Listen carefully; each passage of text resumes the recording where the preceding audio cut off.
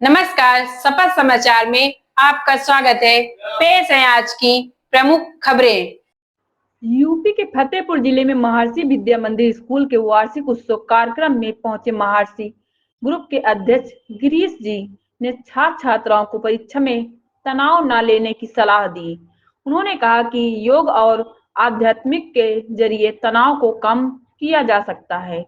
वहीं उनके साथ कार्यक्रम में मौजूद केंद्रीय मंत्री साध्वी निरंजन ज्योत ने भी बच्चों को परीक्षा में सही तरीके से तैयारी और अभिभावकों को बच्चों के ऊपर अनायास दबाव न बनाने की सलाह दी। साथ ही पूर्व केंद्रीय मंत्री ने महाराष्ट्र चुनाव को लेकर भी विपक्ष पर हमला बोला। उन्होंने कहा कि जनता के जनादेश को न करने की विपक्ष की आदत हो गई है। जनता ने जो जनादेश किया है उसे स्वीकार करना चाहिए।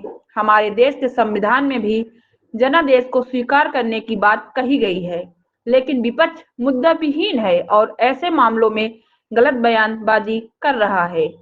शपथ समाचार ब्यूरो। का साहब ये नया आ गया है भारतीय ज्ञान परंपरा, ये क्या भला है ये सब जो है। तो एक तो चांसलर बोले अपने को क्या करना है इससे, वो नीचे फैकल्टी है वो करती रहेगी, अपना काम तो एडमिनिस्ट्रेशन करना है।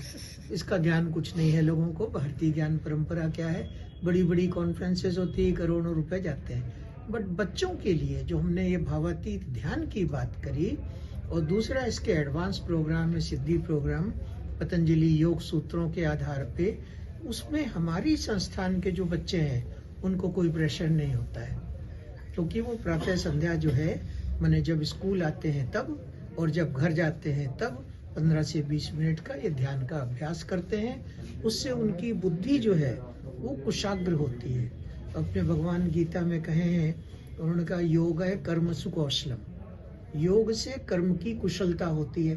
अब समस्या ये हुई कि योग को केवल योगासन में बांध दिया, वो नहीं है।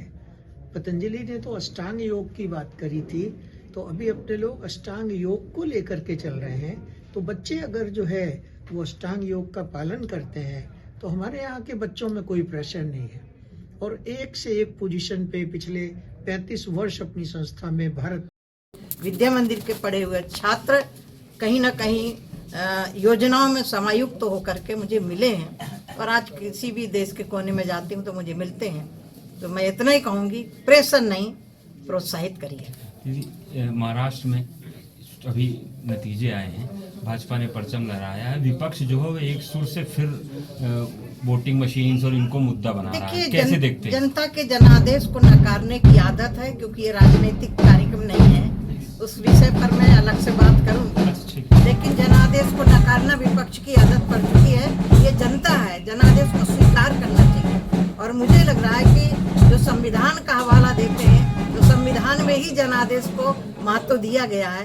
तो मैं बधाई देती हूँ महाराष्ट्र के कार्यकर्ताओं को, वहाँ की जनता को, और देश के यशस्वी प्रधानमंत्री और मुख्यमंत्री जी को, जिनके काम के बल पर जनता ने मोहर लगाई। मणिकर्णिका घाट जो है वो टूट रहा है। आप देख रहे हैं शपथ समाचार।